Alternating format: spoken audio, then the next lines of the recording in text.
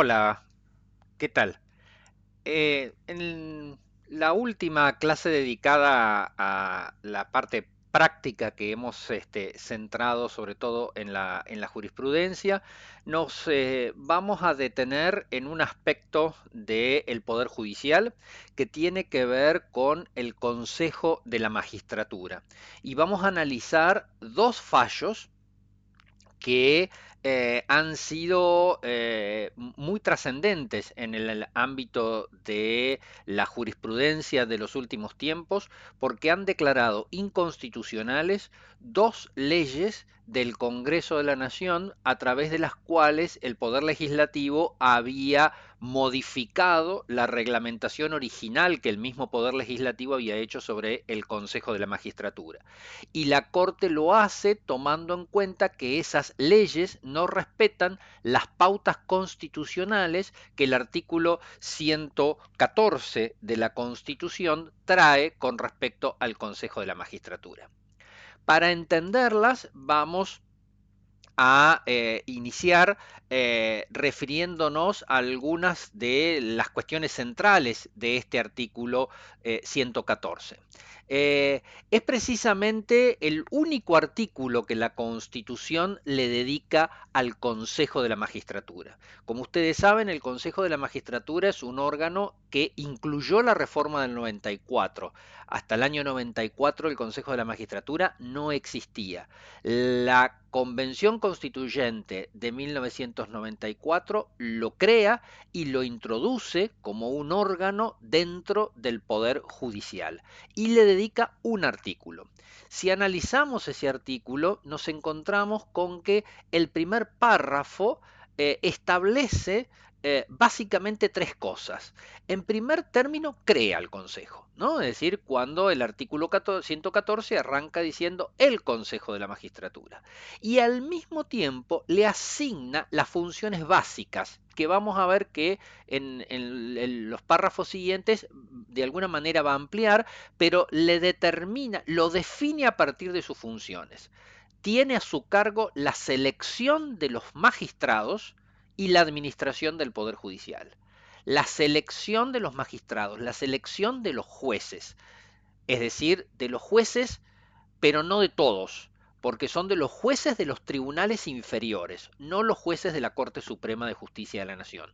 Todos los jueces de los tribunales inferiores, con excepción de la Corte de Justicia de la Nación, van a ser seleccionados. Ya vamos a ver de qué manera y cómo no es la única intervención, no es el único órgano que interviene, por el Consejo de la Magistratura. Y además se encarga de administrar el Poder Judicial, sacándole entonces a la Corte este poder administrativo que hasta ese momento la Corte ejercía como cabeza del Poder Judicial. La tercera cuestión importante que tenemos en este primer párrafo es que este artículo 114 va a establecer ciertos lineamientos básicos, pero va a dejar en manos del Congreso la reglamentación, la regulación. Lo que sí va a establecer el artículo 114 es que esa ley que sanciona el Congreso va a tener que ser una ley especial, es decir, una ley que se dedique solo a esto, sancionada por la mayoría absoluta de la totalidad de los miembros de cada Cámara. Es decir, fija las pautas formales para la que el Congreso regule la integración del Consejo de la Magistratura. Se necesita una mayoría especial, perdón, una ley especial y además una mayoría especial porque es mayoría absoluta de la totalidad de los miembros de ambas cámaras. Una vez que lo creó, le asignó la función y estableció estos aspectos formales de la ley que lo reglamenta, en el segundo párrafo lo que la Constitución hace es dar ciertas pautas sobre cómo tiene que estar integrado. La integración la va a definir el Congreso a través de esta ley especial, pero respetando ciertas pautas. Y esta es la clave porque los casos van a tratar sobre esto, sobre si el Congreso respetó o no estas pautas. ¿Qué dice ese segundo párrafo? Dice que el Consejo será integrado periódicamente de modo que se procure el equilibrio entre la representación de los órganos políticos resultantes de la elección popular, de los jueces de todas las instancias y de los abogados de la matrícula federal. Punto seguido. Será integrado, asimismo, por otras personas del ámbito académico y científico en el número y la forma que indique la ley. Si miramos este segundo párrafo, estas pautas constitucionales de integración, básicamente tenemos tres pautas. La primera es la idea de periodicidad. El Consejo de la Magistratura no es un organismo vitalicio. No es un organismo que lo designamos y que no tiene periodo.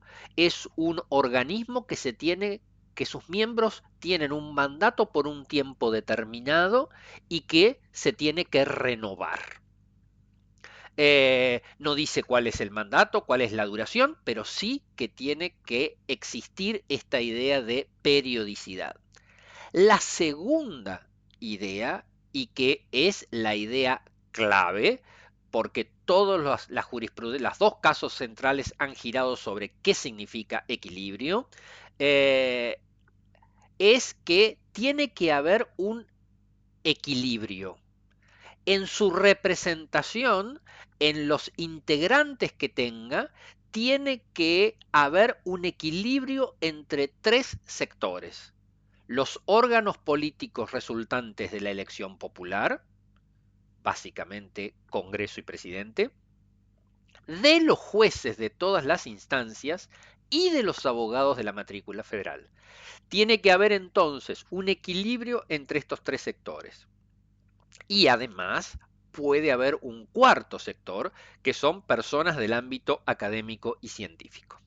Por lo tanto, este segundo párrafo me dice: el Congreso va a decir cómo está integrado, pero tiene que ser una integración periódica, tiene que ser una integración que respete el equilibrio entre los sectores, y esos sectores son básicamente tres: los órganos políticos, los representantes de los órganos políticos de la elección popular, los representantes de los jueces de todas las instancias y los representantes de los abogados de la matrícula federal, pudiendo además haber un cuarto sector, que es el de las personas del ámbito académico y científico.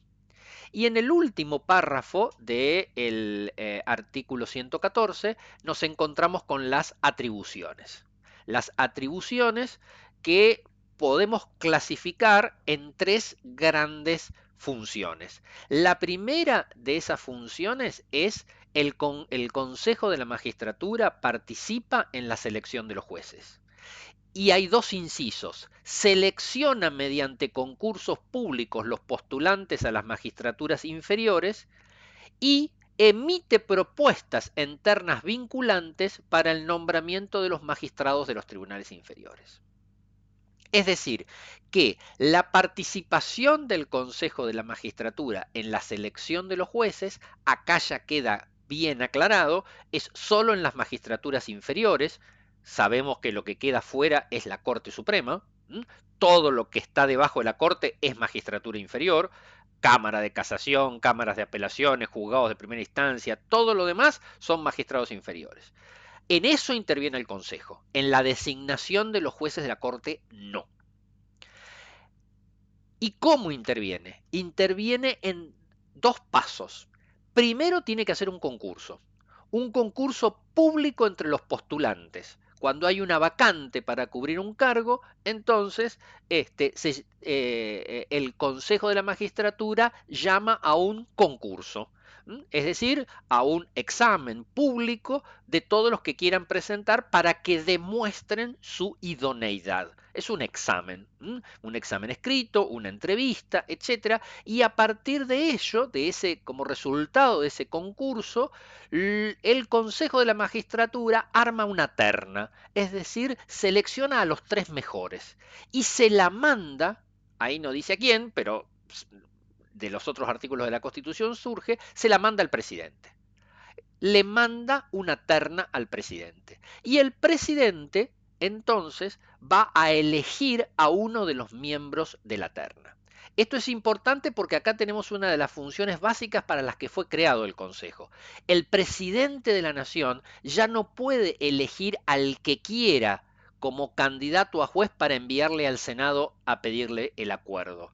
Ahora solamente puede elegir entre los tres que le mandó el Consejo de la Magistratura. Y se supone que esos tres son los tres más idóneos porque son los que han ganado el concurso y han demostrado su idoneidad. La segunda función que tiene es la de la administración del Poder Judicial.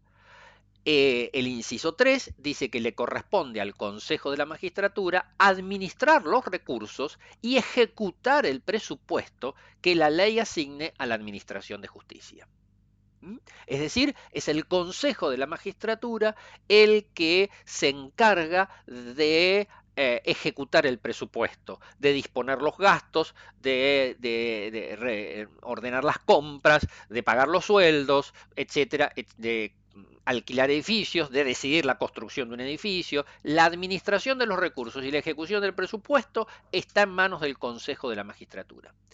Y hay una tercera función que es de disciplina y de acusación. Es el Consejo de la Magistratura el que tiene la facultad disciplinaria sobre los jueces. Es decir, es el que puede controlar si algún juez ha cometido una falta, si hay que llamarle la atención, si hay que establecerle un apercibimiento, si no está desempeñando bien su cargo. Si esa falta es mucho más grave y puede dar lugar a destitución, entonces ejerce la función de acusación. El Consejo de la Magistratura es quien decide la apertura del procedimiento de remoción de los magistrados, puede ordenar la suspensión y es el que se encarga de acusar. ¿Ante quién? Ante el jurado de enjuiciamiento, otro órgano que creó la reforma del 94. Fíjense que es un mecanismo que podemos asimilar al juicio político, que por ejemplo sigue rigiendo para los jueces de la Corte. ¿Se acuerdan ustedes que en el juicio político la Cámara de Diputados acusa ante el Senado y el Senado juzga? Cuando estamos hablando de magistrados inferiores, no hay juicio político, pero también tenemos un órgano encargado de iniciar el proceso y acusar, el Consejo de la Magistratura, y otro, el jurado de enjuiciamiento, en este caso, equivalente al Senado en el juicio político, que será el que reciba esa acusación del Consejo de la Magistratura y decida si el juez debe ser removido o no. Finalmente también tiene la facultad reglamentaria dictar todos los reglamentos relacionados con la organización judicial y todos aquellos que sean necesarios, fíjense que acá está la idea que es importante, para asegurar la independencia de los jueces y la eficaz prestación de los servicios de justicia. La facultad reglamentaria para asegurar esta independencia y la organización del Poder Judicial está en manos del Consejo de la Magistratura. Hasta acá lo que dice la Constitución. Y lo que vemos es que la Constitución le asigna al Congreso la función. Vamos a profundizar un poquito en el segundo párrafo, en la idea de la integración, porque acá es donde ha estado la discusión de todo eso. ¿Qué dice el artículo 114? Hay dos palabritas que son claves, porque dice, esa integración tiene que respetar un equilibrio. Ahí están las rocas en equilibrio. ¿Un equilibrio entre qué? Entre la representación de tres sectores: los órganos políticos resultantes de la elección popular, los jueces de todas las instancias y los abogados de la matrícula. Equilibrio entre la representación de órganos políticos resultantes de la elección popular, jueces de todas las instancias y abogados de la matrícula federal. El Consejo tiene que estar integrado por representantes de los órganos políticos, o sea, del Congreso y del Presidente, de jueces de todas las instancias, primera, segunda, la Corte, y de abogados que estén matriculados para litigar en el Poder Judicial Federal. Finalmente, también aparece ese adverbio asimismo que puede estar integrado por otras personas del ámbito académico y científico. Esto es lo que la directiva que la Constitución Nacional le da al Congreso. ¿Cómo ha cumplido el Congreso estas pautas constitucionales? ¿Qué ha hecho el Congreso? Desde que se produjo la reforma de 1993, de 94, el Congreso ha dictado 3 leyes. La primera de ellas es la ley 24.937 de 1997, que fue la que por primera vez creó el Consejo de la Magistratura y lo reguló. Los detalles acá no interesan demasiado. Después en la descripción ustedes van a tener el acceso a este cuadro por si les interesa. Pero básicamente miremos los lineamientos gruesos, ¿no? Estaba integrado por 20 miembros, de los cuales 8 eran legisladores y un representante del Poder Ejecutivo. Ahí tenemos los representantes de los órganos políticos resultantes de la elección popular, 4 diputados, 4 senadores, un representante del presidente. De los jueces tenemos el presidente, lo integraban 5, el presidente de la Corte Suprema y 4 jueces elegidos por los jueces del Poder Judicial de la Nación, 4 abogados y 2 académicos o científicos, un abogado y profesor titular, una persona elegida por el Consejo Interuniversitario Nacional, por los rectores de las universidades. Esa fue la ley de 1997 y que rigió por casi 10 años. En 2006 se sancionó una ley, la 26.080, que modificó lo anterior. Y como ustedes pueden ver, básicamente redujo el número de miembros. Los miembros pasaron de ser de 20 a 13. Los legisladores de 8 a 6. Los jueces de 5 a 3. Los abogados de 4 a 2. Los académicos de 2 a 1. El representante del Poder Ejecutivo siguió estando. Por lo tanto, 7 miembros de los órganos políticos representantes del voto popular, Congreso y presidente, 3 jueces, 2 abogados, un académico. En materia de elección, si ustedes comparan, no se establecieron diferencias. Los legisladores eran elegidos por sus cámaras, el representante del Poder Ejecutivo por el presidente, los representantes de los jueces y de los abogados eran elegidos en elecciones por jueces y por abogados. 7 años después, en 2013, se sancionó la ley 26.855, que introdujo cambios muy fuertes, pero que es una ley que vamos a ver que ni siquiera llegó a ponerse en práctica. El número volvió a ser parecido al original, 19 miembros, pero lo que vemos es que se aumentó el número de representantes académicos y científicos. De 1 pasó a ser 6. Los jueces siguieron siendo 3, los abogados pasaron de 2 a 3, los legisladores siguieron siendo 6, el representante del Poder Ejecutivo siguió siendo 1. Pero la otra cuestión es que tanto los jueces como los abogados como los académicos, según esta ley 26.855, iban a ser elegidos por el pueblo mediante sufragio universal. En elecciones y en listas que tenían que estar junto con la de las autoridades nacionales. Esta ley 26.855 entonces estableció el principio de elección popular. Un principio que no se llegó a aplicar porque en el fallo Rizzo, el primero de los fallos que vamos a analizar en el mismo año 2013, antes de que se hicieran las elecciones, la Corte declaró que este mecanismo de elección era inconstitucional y la integración también. Pero ya había tramitando otro juicio que cuestionaba la integración de la ley del 2006. Y esa sentencia salió después, salió 7 años después, u 8 años después. Allí se cuestionaba la integración y precisamente en el fallo Colegio de Abogados de la Ciudad de Buenos Aires del año 2021, la Corte también declaró la inconstitucionalidad de la integración del Consejo de la Magistratura que había dado la ley 26.080. Por lo tanto, la única ley que no ha sido declarada inconstitucional por la Corte es la original de 1997 y es básicamente la que está en vigencia, si bien tanto la 26.080 como la 26.855 introdujeron otras modificaciones menores que la Corte no declaró inconstitucional. Por lo tanto, la ley vigente es la 24.937 con modificaciones menores establecidas por las leyes del 2006 y del 2013.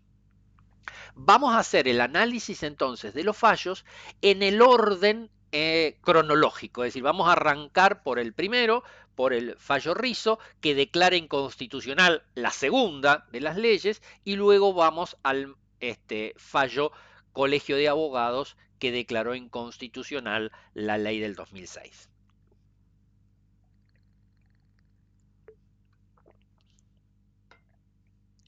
El fallo Rizzo Jorge Gabriel sobre acción de amparo contra el Poder Ejecutivo Nacional fue una sentencia de la Corte del 18 de junio del año 2013 que se dictó en una causa que, como ustedes pueden ver, fue un amparo que inició Rizzo porque Rizzo era apoderado de una de las listas que se venía presentando en las elecciones de abogados para integrar el Consejo de la Magistratura desde 1997 y obviamente con la ley esta que establecía la elección popular y que los abogados iban a tener que ser candidatos de los partidos políticos y no de las agrupaciones de abogados, a él se le impedía participar porque él no pertenecía a un partido político sino a una agrupación de abogados que había participado hasta ese momento en las elecciones. Él consideró entonces que eh,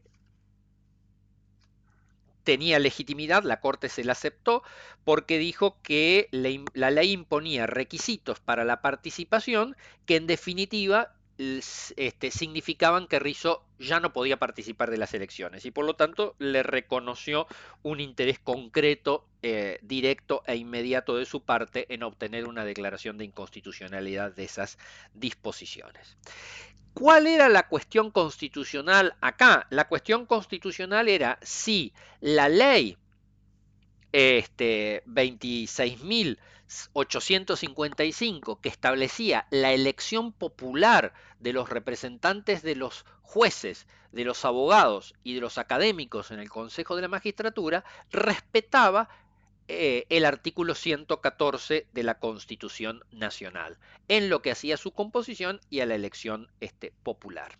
La Corte, esta era una Corte todavía integrada por 7 miembros, en un fallo que fue 6 contra 1, declaró la inconstitucionalidad. Hubo 2 votos, el voto mayoritario de Lorenzetti, Fait, Hayton de Nolasco y Maqueda, y un voto conjunto de Petraki y Argibay, pero que es un voto que es muy parecido al de la mayoría. El voto en disidencia fue del doctor Zaffaroni. Vamos a analizar este fallo dividiéndolo en 2 o 3 partes. La primera parte es cómo interpreta la Corte el artículo 114. ¿Cómo interpreta la Corte este artículo cuando dice que tiene que estar integrado por representantes, perdón, eh, tiene que estar integrado de manera que se respete el equilibrio entre la representación de los órganos políticos resultantes de la elección popular, de los jueces de todas las instancias y de los abogados de la matrícula federal? El primer argumento al que recurre la Corte es un argumento de naturaleza literal, es decir, va a las palabras. ¿Qué palabras usa la Constitución? Eh, y la primera palabra en la que se concentra es la idea de que la Corte dice que el Consejo tiene que estar integrado por representantes de los tres estamentos o sectores que se mencionan. Eh, y dice la Corte, lo que hace a alguien representante de un sector es que sea elegido por ese sector. Eh, lo, el, la idea de representación supone inexorablemente su elección por los integrantes de estos sectores. Por lo tanto, dice la Corte, el artículo 114 no contempla la posibilidad de que los consejeros puedan ser elegidos por el voto popular, porque en ese caso pasarán a ser representantes del pueblo. Serán jueces que representan al pueblo o abogados que representan al pueblo, pero no representantes de los jueces o representantes de los abogados. Y precisamente, dice, esto se justifica porque lo que se quiere acá es poner un elemento técnico, no político, no partidario, en la selección de los jueces. La segunda palabra en la que se concentra es la idea de equilibrio. Y lo que dice es la palabra equilibrio la tenemos que tomar en el sentido cotidiano, de un contrapeso, una armonía entre sectores. Hay equilibrio cuando ninguno puede ejercer una acción hegemónica y tomar decisiones imponiéndose a los otros sectores. Y la otra palabra a la que hace referencia es ese adverbio asimismo con el que el artículo 114 introduce a los académicos. La Corte dice, como está usado esto, los académicos no son un sector que se puede convertir en predominante, como hacía la ley que les daba la mayor representación. Porque la letra de esa parte de la Constitución les ha dado un rol, pero no es un rol central. El texto constitucional, dice la Corte, no ofrece dudas de que este sector de los académicos no está en el centro de la escena. El segundo argumento al que se recurre es el argumento teleológico o finalista. Y dice, bueno, para entender qué quiere decir el artículo 114, tenemos que pensar qué quisieron lograr con la introducción del Consejo los constituyentes. ¿Cuál fue la finalidad de incluir al Consejo? Y la finalidad básica de la introducción del Consejo de la Magistratura por los constituyentes del 94 fue la despolitización parcial. Es decir, que la elección de los jueces tuviera una previa instancia más técnica, más de demostrar idoneidad y que no fuera exclusivamente un criterio político del presidente de elegir al que quisiera. La despolitización parcial de la selección de los jueces con la mira puesta en un objetivo mayor que es la garantía de la independencia. En tanto los jueces sean idóneos, en tanto los criterios para integrar el Poder Judicial tengan un componente de capacidad técnica y no solo de contacto político, vamos a avanzar en la idea de independencia. Y también se plantea como tercer argumento el argumento histórico. Y para el argumento histórico lo que hacen es ir recurrir a qué dijeron los constituyentes. Van al diario de sesiones de la Convención Constituyente y transcribe la Corte una serie de manifestaciones vertidas por los constituyentes cuando se discutió la incorporación de este artículo, que prueban, según la Corte, que la concepción que tenían los constituyentes fue mantener en el Consejo un sano equilibrio entre sectores de distinto origen sin que pueda existir el predominio de unos sobre otros. Y que no queda duda de que para el constituyente la elección de los representantes de los estamentos técnicos, jueces y abogados, estaba a cargo exclusivamente de quienes lo integran. Es decir, los jueces elegían a los representantes de los jueces, los abogados a los representantes de los abogados. Y el último argumento es un argumento estructural. Es decir, la Corte dice, miremos dónde está introducido, dónde el constituyente metió este artículo. ¿En qué parte de la estructura de la Constitución está? Está como un órgano del Poder Judicial. Y si es un órgano del Poder Judicial, dice la Corte, debe tener la legitimidad democrática del Poder Judicial, que es una legitimidad indirecta. Así como el pueblo no elige a los jueces, sino que son órganos elegidos por el pueblo los que eligen a los jueces, de la misma manera los integrantes del poder del Consejo de la Magistratura no pueden tener una legitimidad democrática directa.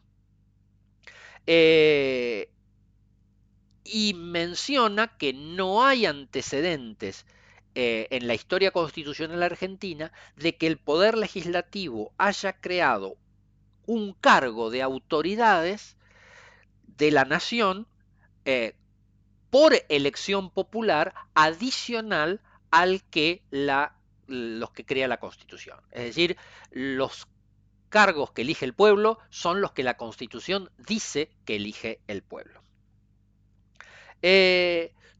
Estos 4 argumentos la llevan a la Corte a sostener 2 conclusiones sobre la interpretación del 114.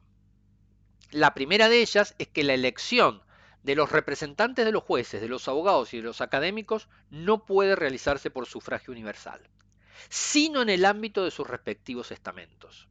Los jueces eligen a los representantes de los jueces, los abogados a los representantes de los abogados, los académicos a los representantes de los académicos. Y el Consejo de la Magistratura fue creado para reducir la gravitación político-partidaria en la designación de los jueces. Y como vamos a ver, la Corte considera que esta ley, al revés, la aumenta porque convierte a todos en representantes de los partidos políticos. Hecha esta interpretación, la segunda parte de la sentencia, tal como les proponemos analizarla, es ver cómo la aplica el caso. Y lo primero que nos va a decir la Corte es que la ley 26.855, al establecer la elección popular de todos los integrantes del Consejo de la Magistratura, salvo los jueces y el representante del Poder Ejecutivo, rompe el equilibrio. ¿Por qué lo rompe?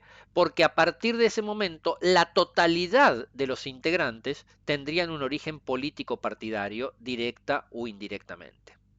Pero además rompe el equilibrio porque sobredimensiona un sector, el de los académicos, al que la Constitución le daba un rol secundario. La segunda cuestión que dice la ley es que desconoce la idea de representación. Desconoce la idea de representación por esto de que no permite que los jueces y los abogados y los académicos elijan a sus representantes. No es, dice la Corte, la sola condición de juez, abogado o académico lo que los hace representantes, sino su elección por los miembros de esos estamentos. Compromete la independencia porque obliga a los jueces a intervenir en la lucha partidaria identificándose con un partido político. No nos olvidemos que la ley no solamente establecía que iban a ser elegidos por elección popular, sino que tenían que estar en boletas que fueran junto con un partido de origen nacional. Y por lo tanto hace desaparecer la idea de neutralidad política de los jueces, que ya no van a ser a partir de ahora van a ser jueces elegidos por la lista de el partido político A, el partido político B o el partido político C. Y también distorsiona, según la Corte, el proceso electoral porque establecía obstáculos para construir agrupaciones políticas lo que la ley no quería es que se constituyeran agrupaciones políticas al solo efecto de presentar candidatos para la elección del Consejo de la Magistratura. Y por lo tanto ponía un montón de obstáculos para eso, directamente prohibiéndolos. Y eso para la Corte afectaba los derechos políticos de los ciudadanos y violaba la igualdad de las agrupaciones políticas. Esto la lleva a la Corte a tomar una decisión que, como ustedes se imaginarán, y ya lo hemos adelantado, es clara. Declara inconstitucional los artículos de la ley que preveían la elección popular de los integrantes y la integración. Y declaró inaplicables otro montón de normas referidas sobre todo a cómo se conformaba la mayoría y el quórum, porque cambiaba la composición, digamos, ¿no? Y dispuso que en todos los puntos de las normas que declaraba inconstitucional rigeran las normas de la ley 24.937, la original, con las modificaciones que había tenido hasta ese momento, incluida la 26.080. Elección popular de los miembros del Consejo de la Magistratura, tal como lo preveía la ley del 2013, es inconstitucional. No respeta el artículo 114. 8 años después, la Corte dictó sentencia en una causa que se había iniciado antes, porque cuestionaba la composición esa que había pasado de considerar un Consejo de la Magistratura con 20 miembros a otro de 13 miembros. Acá era el Colegio de Abogados de la Ciudad de Buenos Aires el que se había presentado, y acá la idea clave pasa por cómo entender la noción de equilibrio. Una noción que ya había la Corte considerado en el fallo Rizzo, pero que acá adquiere centralidad. No dice cosas muy distintas de lo que había dicho en Rizzo, porque lo primero que dice es, bueno, vayamos a las palabras, y bueno, ¿qué quiere decir equilibrio? Si lo miramos desde el punto de vista etimológico, equilibrio son fuerzas contrarias que se compensan. No significa igualdad de equilibrio, no es que todos tienen que tener igual cantidad. Significa que las fuerzas tienen que estar compensadas. Pensemos en la idea de un sistema de fuerzas en equilibrio. Un sistema de fuerzas en donde todas las fuerzas se compensan. Eh, en las ciencias sociales da idea de armonía, de mesura. Es una idea que tiene que ver, por ejemplo, que la usamos en equilibrio de poder para hablar del sistema de frenos y contrapesos, de equilibrio en la integración del Congreso, repite la idea de equilibrio como no predominio o que una de las partes no pudiera ser una acción hegemónica sobre el resto que ya había mencionado en Rizzo. El argumento 2 es nuevamente, bueno, ¿y los constituyentes qué entendieron por equilibrio? Porque esto es lo que dice el lenguaje cotidiano de la palabra equilibrio. ¿Y los constituyentes dijeron algo? ¿Qué entendieron los constituyentes y la doctrina por equilibrio? ¿Cuál fue la voluntad del constituyente? Nuevamente recurren a los debates, transcriben discursos de los constituyentes cuando estaban explicando esto, eh, perdón, y de esos debates en la Comisión de Coincidencias Básicas y en el Pleno de la Convención, dice la Corte que demuestran la importancia de que los constituyentes le dieron a la noción de equilibrio y que, por ejemplo, Arias, uno de los convencionales constituyentes que fue el miembro informante, dijo que equilibrio significa que no le tenemos que entregar el Consejo de la Magistratura ni a la mayoría ni al Poder Judicial, porque eso sería hacer primar un espíritu de cuerpo, un espíritu corporativo, pero tampoco al Congreso, porque eso implicaría partidizarlo, ni al Poder Ejecutivo, porque eso implicaría la posibilidad de manipular la adhesión de los jueces. Y Paillao, citan un peronista y un radical como para ver que en esto había coincidencia, había dicho que el equilibrio significa que esté gobernado por el pluralismo. Y citan una opinión doctrinaria de Vidar Campos, ¿m? Y que Vidal Campos había dicho que el equilibrio quedaría roto si el sector político tuviera un número que neutralizara la representación de jueces y abogados. Y el tercer argumento al que recurren es el argumento nuevamente teleológico o finalista. ¿Cuál fue el propósito por el cual la Convención incorporó el Consejo de la Magistratura? Y ese propósito es básicamente vigorizar la independencia del Poder Judicial mediante mecanismos de despolitización en el nombramiento de los jueces y en la remoción de los magistrados. Citan acá al convencional constituyente Alfonsín y dice: toda norma que atente contra la independencia e imparcialidad del Consejo de la Magistratura atenta contra la intención del constituyente. Y a partir de estos tres argumentos, la Corte llega a establecer lo que menciona como la regla del no predominio o de la no hegemonía. Equilibrio para el artículo 114 de la Constitución Nacional, según la interpretación de la Corte, es que la regla del no predominio o de la no hegemonía. Y que va a haber hegemonía si un estamento puede imponerse a otros en las decisiones relevantes. Por lo tanto, equilibrio quiere decir que ninguno de los estamentos pueda imponerse a los otros juntos en las decisiones que son relevantes. Por ejemplo, en determinar quién ganó un concurso o cómo va a estar compuesta la terna que le vamos a enviar.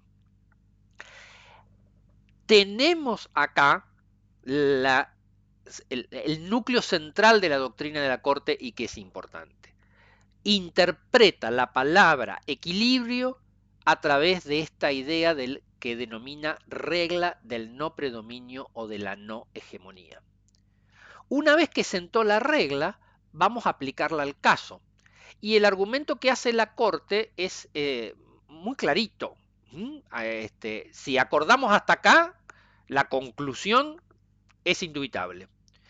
Ella va a mirar dos artículos, que los dice hay que mirarlos en conjunto.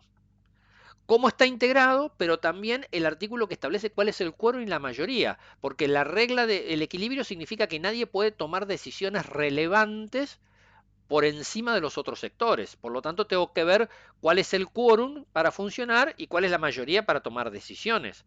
Con el solo numerito no me alcanza. Tengo que mirar cómo funciona ese número, qué importancia tiene ese número. Y lo que la Corte va a decir es, si nosotros miramos la ley esta 26.080 que había llevado a 13 el número de integrantes de la Corte, dice, bueno, hay 6 legisladores y un representante del Poder Ejecutivo. Ese es el sector de los órganos políticos de representación popular. Hay 3 jueces, segundo sector. Hay 3 abogados, perdón, 2 abogados de la matrícula federal. Y hay un académico. Ahí tenemos 6, 7, 10, 12, 13 integrantes del Consejo. Y los 4 sectores. ¿Qué dice el artículo sobre quórum y mayoría? Que el quórum se logra con 7 miembros y la mayoría es mayoría absoluta de presentes.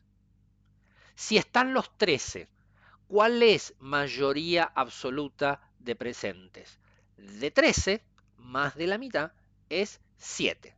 Por lo tanto, 7 era el número clave, porque 7 es el número que le da quórum y es el número que le da mayoría. Si ustedes miran eso, van a ver por qué la Corte declaró inconstitucional esta integración. Porque efectivamente hay un sector que solito, el estamento político, solito tiene 7 miembros. Por lo tanto, es un estamento que cuenta con un número de integrantes suficientes para realizar por sí acciones hegemónicas o de predominio sobre los otros tres estamentos técnicos. Los 7 del estamento político son mayoría para tomar decisiones y se pueden imponer a todos los otros dos. La Corte se adelanta a una objeción y dice, bueno, pero dentro de ese estamento político hay representantes del oficialismo y de la oposición, y lo más probable es que no voten juntos. Y la Corte dice, pero a mí no me importa, porque yo lo tengo que mirar en abstracto. Después, si me plantean un caso en concreto, lo miraré en concreto, pero yo acá me están planteando un caso en abstracto en donde yo tengo que mirar la integración. Y a mí el artículo 114 me dice equilibrio. Y equilibrio quiere decir que ningún sector puede tomar decisiones por sí solo imponiéndose a los demás, regla del no predominio o de la no hegemonía. Y a mí me están presentando una ley en que uno de los sectores, el político, tiene 7 representantes. Y la ley dice que 7 es el número de miembros que forma quórum y forma mayoría. Por lo tanto, esta ley no respeta la idea de equilibrio. Obviamente entonces, la Corte llegó a la conclusión de que el artículo 1 de la ley que lo integraba y el artículo 5 de quórum es inconstitucional. Declarando inconstitucionales esos dos artículos, declara inaplicables otra serie de artículos porque se derivan de esos, digamos, ¿no? Pero básicamente lo importante es que declara inconstitucionales esos dos. El tema es que también es interesante ver qué hizo la Corte. Bueno, la ley es inconstitucional, pero es la ley con la que el Consejo viene funcionando desde el 2006 y estábamos en el 2021. La Corte entonces lo primero que hizo fue exhortar al Congreso Nacional.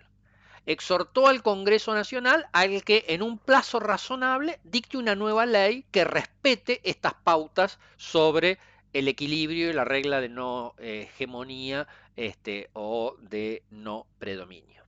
Pero no se quedó ahí, sino que además la mayoría de la Corte le ordenó al Consejo de la Magistratura integrar el Consejo de acuerdo con lo dispuesto por la Ley 24937, la original, en un plazo de 120 días.